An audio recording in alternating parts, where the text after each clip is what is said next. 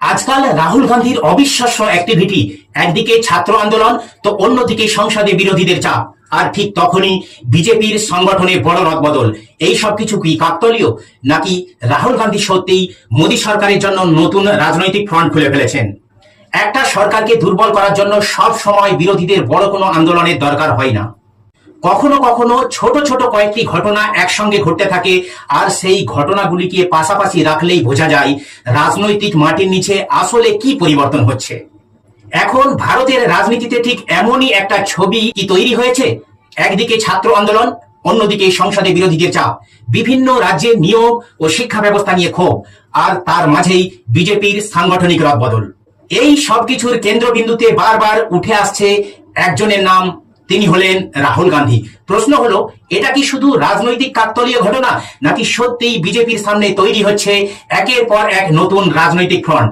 আর যদি সেটা সত্যিই হয়, তাহলে 2027-এর উত্তরপ্রদেশ বিধানসভা নির্বাচনের আগে এই চাপ সামলানো বিজেপির পক্ষে কতটা কঠিন হতে পারে।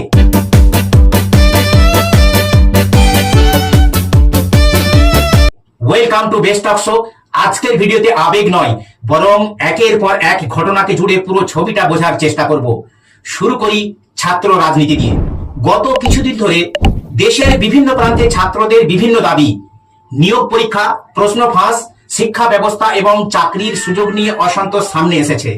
এই অসন্তোষকে রাজনৈতিকভাবে তুলে ধরার ক্ষেত্রে রাহুল গান্ধীও সক্রিয় হয়েছেন। কোটা থেকে দেহরাদুন, প্রয়াগরাজ থেকে ঝাড়খণ্ড আর দেশের অন্যত্র জায়গায় ছাত্রদের সঙ্গে সরাসরি যোগাযোগের মাধ্যমে তিনি একটা বার্তা দেওয়ার চেষ্টা করেছেন। আর সেই বার্তাটা খুব সহজ: ভয় পেও না, নিজের অধিকারের জন্য প্রশ্ন করুন। রাজনীতির দিক থেকে দেখলে এই কৌশলটা অত্যন্ত গুরুত্বপূর্ণ, কারণ ছাত্র সমাজ আজকের শুধু ভোটারই নয়, তারাই আগামী দিনের রাজনৈতিক মতামত তৈরি করে। আর এখানেই বিজেপির জন্য তৈরি হচ্ছে একটা বড় চ্যালেঞ্জ, কারণ দীর্ঘদিন ধরে বিজেপির অন্যতম শক্তিশালী রাজনৈতিক অস্ত্র ছিল সংগঠন এবং সোশ্যাল মিডিয়া। কিন্তু নতুন প্রজন্মের মধ্যে যদি চাকরি পরীক্ষা, শিক্ষা এবং ভবিষ্যৎ নিয়ে অসন্তোষ বাড়তে থাকে, তাহলে শুধুমাত্র রাজনৈতিক প্রচার দিয়েই সেই অসন্তোষ সামলানো কঠিন হতে পারে। রাহুল গান্ধী সম্ভবত সেই জায়গাটাকেই রাজনৈতিকভাবে কাজে লাগাতে চাইছেন। সংসদেও একই কৌশলের আরেকটি ছবি দেখা যাচ্ছে। বিরোধীরা যখন ছাত্র আন্দোলন বা পুলিশের ভূমিকা নিয়ে প্রশ্ন তুলেছে, তখন সরকারকে বারবার জবাব দিতে হচ্ছে।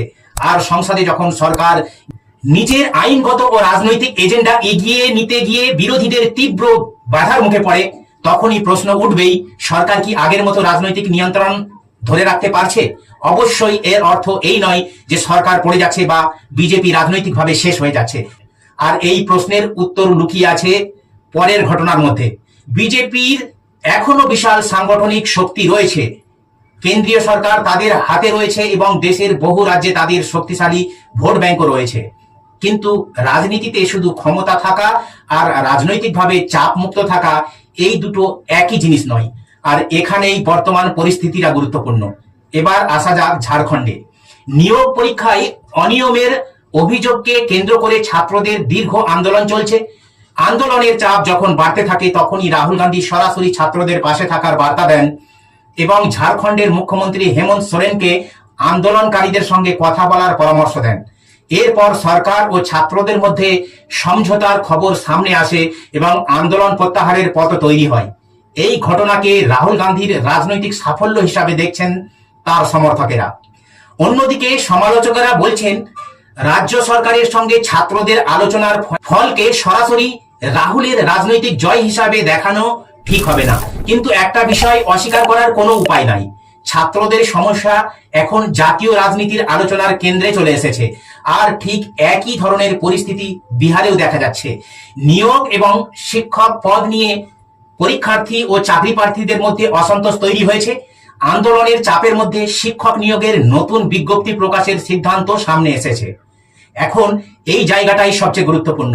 যখন কোনো সরকার ছাত্র বা চাকরি প্রার্থীদের দাবির মুখে সিদ্ধান্ত বদলাতে বাধ্য হয়, তখন বিরোধীরা সেটাকে সরকারের দুর্বলতা হিসাবে তুলে ধরার সুযোগ পায়। আর রাহুল গান্ধী সেই সুযোগটাই বারবার তৈরি করতে চাইছেন। তিনি হয়তো বুঝেছেন শুধুমাত্র মোদী বিরোধী বক্তব্য দিয়ে জাতীয় রাজনীতিতে বড় পরিবর্তন আনা অত্যন্ত কঠিন। কিন্তু যদি চাকরি পরীক্ষা, শিক্ষা এবং তরুণদের ভবিষ্যৎকে কেন্দ্র করে একটা বড় রাজনৈতিক বয়ান তৈরি করা যায়, তাহলে সেটার প্রভাব অনেক বেশি হতে পারে। এবার আসি বিজেপির সংগঠনের দিকে। বিজেপির আইটি সেলের দীর্ঘদিনের প্রধান অমিত মালবীয়ের জায়গায় নতুন নেতৃত্বে আসার বিষয়টি রাজনৈতিক মহলে আলোচনা তৈরি করেছে, কিন্তু এটাকে সরাসরি ছাত্র আন্দোলনের বার্তার ফল বলে ধরে নেওয়া কতটা যুক্তিযুক্ত, এখানেই একটু সতর্ক থাকা দরকার। একটি সাংগঠনিক পরিবর্তনের পেছনে একাধিক কারণ থাকতে পারে, তবে রাজনৈতিকভাবে এটাও সত্যি যে সোশ্যাল মিডিয়ার লড়াই এখন আগের চেয়ে অনেক অনেক বেশি কঠিন। 2014 থেকে বিজেপির ডিজিটাল রাজনীতিতে যে আধিপত্য তৈরি করেছিল, সেই জায়গায় এখন কংগ্রেস সহ বিরোধী দলগুলো অনেক বেশি সক্রিয়। বিশেষ করে জেনজি প্রজন্মের কাছে রাজনৈতিক প্রচারের ধরন বদলে গেছে। তারা শুধু টেলিভিশন বা প্রচলিত সংবাদ মাধ্যমের উপর নির্ভর করছে না, তারা নিজেরাই ভিডিও তৈরি করছে, তথ্য যাচাই করছে, মিম তৈরি করছে এবং রাজনৈতিক বক্তব্য নিয়ে সরাসরি প্রশ্ন তুলছে। ফলে বিজেপির সামনে চ্যালেঞ্জ শুধু রাহুল গান্ধীই নন, চ্যালেঞ্জ হলো নতুন প্রজন্মের বদলে যাওয়া রাজনৈতিক যোগাযোগের ভাষা। এবার আরো একটি গুরুত্বপূর্ণ ঘটনা, পুনে রাহুল গান্ধীর ছাত্র কর্মসূচিকে ঘিরে পুনেতে প্রশাসনিক নিষেধাজ্ঞার খবর সামনে এসেছে। প্রশাসনের পক্ষ থেকে আইন শৃঙ্খলা এবং উৎসবের কারণ দেখানো হয়েছে। কংগ্রেস এটাকে রাজনৈতিক বাধা হিসাবে দেখছে। সরকার পক্ষ অবশ্যই সেই অভিযোগ মানতে নারাজ। এখানেই আবার তৈরি হচ্ছে রাজনৈতিক সংঘাত, কারণ রাহুল গান্ধী প্রতিটি ছাত্র কর্মসূচি যদি প্রশাসনিক সিদ্ধান্তের কারণে বিতর্কের মধ্যে পড়ে, তাহলে সেটা রাহুলের জন্য উল্টো রাজনৈতিক সুবিধাও তৈরি করতে পারে। কারণ নিষেধাজ্ঞা বা বাধা যত বেশি প্রচার পাবে, কর্মসূচির প্রতি মানুষের আগ্রহ তত বাড়তে পারে। রাজনীতিতে এটাকেই বলা হয় ভিকটিম ভার্সেস এস্টাবলিশমেন্ট ন্যারেটিভ, অর্থাৎ একজন বিরোধী নেতা বনাম ক্ষমতাসীন ব্যবস্থার লড়াই। আর এই বয়ান যদি ছাত্রদের মধ্যে জনপ্রিয় হয়ে যায়, তাহলে সেটা বিজেপির জন্য অস্বস্তির কারণ হতে পারে। এবার প্রশ্ন, মোহন ভাগবত, রামদেব বাবা বা বিজেপির অন্য ঘনিষ্ঠ বলে পরিচিত ব্যক্তিদের বিভিন্ন বক্তব্যকে কি বিজেপির ভেতরে বড় ফাটল হিসাবে দেখা উচিত? কিন্তু এখানেই আসল টুইস্ট। এতক্ষণে আমরা যে ঘটনাগুলো দেখলাম, সেগুলো যদি আলাদা আলাদা ঘটনা না হয়ে একই রাজনৈতিক ছবির অংশ হয়, তাহলে প্রশ্নটা আরো বড়। রাহুল গান্ধী কি শুধু আন্দোলন করছেন, নাকি 2027-এর বিজেপির বিরুদ্ধে একটা নতুন ভোটের সমীকরণ তৈরি করছেন? এখানেও অতিরঞ্জিত সিদ্ধান্তে পৌঁছানো ঠিক হবে না। আরএসএস এবং বিজেপির মধ্যে মত পার্থক্য বা ভিন্ন বক্তব্য নতুন বিষয় নয়, কিন্তু যখন ছাত্র আন্দোলন, চাকরি, শিক্ষা এবং তরুণদের ভবিষ্যৎ নিয়ে দেশ জুড়ে আলোচনা চলছে, তখন এই বক্তব্যগুলো রাজনৈতিকভাবে আলাদা গুরুত্ব পাচ্ছে। আর এখানেই রাহুল গান্ধীর কৌশলটা বোঝা যায়। তিনি হয়তো বিজেপিকে সরাসরি হারানোর জন্য শুধু বিজেপির বিরুদ্ধে কথা বলতে চাইছেন না, তিনি এমন কিছু ইস্যু বেছে নিচ্ছেন যেগুলোর সঙ্গে সাধারণ পরিবারের প্রত্যক্ষ সম্পর্ক আছে। আপনার ছেলে পরীক্ষায় বসেছে কিন্তু প্রশ্ন ফাঁস হয়েছে, আপনার মেয়ে চাকরি পরীক্ষায় বসেছে কিন্তু নিয়োগ আটকে আছে, আপনার সন্তান পড়াশোনা করছে কিন্তু ভবিষ্যৎ নিয়ে অনিশ্চয়তা রয়েছে। এই জায়গাগুলোতে রাজনৈতিক প্রশ্ন তৈরি হলে সেটা শুধুমাত্র কংগ্রেস বনাম বিজেপির লড়াই থাকে না, সেটা হয়ে যায় পরিবার বনাম অনিশ্চয়তার লড়াই। আর এখানেই এই আন্দোলনের আসল রাজনৈতিক শক্তি। বিজেপি অবশ্যই পাল্টা বলছে রাহুল গান্ধী ছাত্রদের রাজনৈতিকভাবে ব্যবহার করছেন। বিজেপির যুক্তি হলো ছাত্রদের প্রকৃত সমস্যার সমাধান নয়, বরং সেই সমস্যাকে রাজনৈতিক অস্ত্র হিসাবে ব্যবহার করাই বিরোধীদের উদ্দেশ্য। এই অভিযোগও রাজনীতির স্বাভাবিক অংশ, কিন্তু শেষ পর্যন্ত সিদ্ধান্ত নেবে মানুষ। মানুষ দেখবে কে প্রশ্ন করছে, কে উত্তর দিচ্ছে এবং কে বাস্তবে সমস্যার সমাধান করছে। তাই বর্তমান পরিস্থিতিকে বিজেপির পতনের শুরু বলে ঘোষণা করা যেমন ভুল, তেমনি এটাকে শুধু কয়েকটি বিচ্ছিন্ন ঘটনা বলেও উড়িয়ে দেওয়া যায় না। কারণ কয়েকটি গুরুত্বপূর্ণ প্রবণতা একই সঙ্গে দেখা যাচ্ছে। ছাত্রদের মধ্যে ক্ষোভ আছে, চাকরি এবং নিয়োগ নিয়ে প্রশ্ন আছে, সংসদে বিরোধীদের চাপ আছে, সোশ্যাল মিডিয়ায় রাজনৈতিক লড়াই আরো কঠিন হচ্ছে। আর রাহুল গান্ধী এই সবকিছুকে একসঙ্গে একটি রাজনৈতিক বয়ানে পরিণত করার চেষ্টা করছে। এখন আসল প্রশ্ন হলো, এই বয়ান কি ভোটে পরিণত হবে? কারণ আন্দোলনে ভিড় আর ভোটের বক্সে ভোট, এই দুটি একই জিনিস নয়। অতীতেও আমরা দেখেছি বড় বড় আন্দোলন হয়েছে, কিন্তু নির্বাচনের সময় ভোটাররা সম্পূর্ণ অন্য সিদ্ধান্ত নিয়েছে। তাই রাহুল গান্ধীর সামনে আসল পরীক্ষা হলো এই ছাত্র ও তরুণদের অসন্তোষকে দীর্ঘমেয়াদী রাজনৈতিক সমর্থনে পরিণত করা।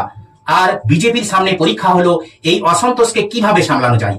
সরকার কি দ্রুত চাকরি ও নিয়োগ সংক্রান্ত সমস্যার সমাধান করবে? ছাত্রদের সঙ্গে সরাসরি আলোচনা করবে? সোশ্যাল মিডিয়ায় নতুন প্রজন্মের সঙ্গে নতুন ভাষায় যোগাযোগ করবে, নাকি পুরানো রাজনৈতিক কৌশলেই এগোবে? কারণ ভারতের রাজনীতি দ্রুত বদলাচ্ছে, যে প্রজন্ম 2014 সালে বিজেপির উত্থান দেখিয়েছিল তারাই এখন অনেক বেশি তথ্য সচেতন, ডিজিটাল এবং প্রশ্নমুখী হয়ে উঠেছে। ফলে আগামী কয়েক বছর শুধু রাজনৈতিক দলগুলোর লড়াই হবে না, লড়াই হবে বয়ানের, কে দেশের তরুণদের ভবিষ্যতের কথা সবচেয়ে বিশ্বাসযোগ্যভাবে বলতে পারছে, সেটাই বড় প্রশ্ন। আর সেই কারণেই রাহুল গান্ধীর ছাত্র আন্দোলনকে শুধুমাত্র একটি রাজনৈতিক কর্মসূচি হিসাবে দেখলে হয়তো পুরো ছবিটা বোঝা যাবে না। এটা যদি সত্যি একটি বড় জাতীয় রাজনৈতিক আন্দোলনে পরিণত হয়, তাহলে তার প্রভাব শুধু কংগ্রেস বা বিজেপির ওপর নয়, ভারতের পুরো রাজনৈতিক সমীকরণের উপর পড়তে পারে। তবে শেষ কথা বলবে মানুষ, আর সেই সিদ্ধান্ত হবে ভোটের বক্সে। তাই এখন বিজেপির পতন বা রাহুল গান্ধীর উত্থান কোনোটাকেই চূড়ান্ত সত্য বলে ধরে নেওয়া ঠিক হবে না, বরং প্রশ্নটা খোলা রাখাই ভালো। এই ছাত্র আন্দোলন কি সত্যিই ভারতের রাজনীতির নতুন মোড় তৈরি করতে চলেছে, নাকি কিছুদিন পরেই সবকিছু আবার পুরনো রাজনৈতিক ছন্দে ফিরে যাবে? আপনার কি মনে হয়, রাহুল গান্ধী কি সত্যি তরুণ ও ছাত্রদের ইস্যুকে কেন্দ্র করে বিজেপির বিরুদ্ধে নতুন রাজনৈতিক ফ্রন্ট তৈরি করতে পারছেন, নাকি এটা শুধু রাজনৈতিক প্রচারের আরেকটি কৌশল? আপনার মতামত অবশ্যই কমেন্টে জানাবেন। আমি আনিস, আপনারা দেখছেন ট্রু টক শো। ভিডিওটি ভালো লাগলে লাইক করুন, শেয়ার করুন, আর এই ট্রু টক চ্যানেলটিকে সাবস্ক্রাইব করে আমাদের সঙ্গে থাকুন।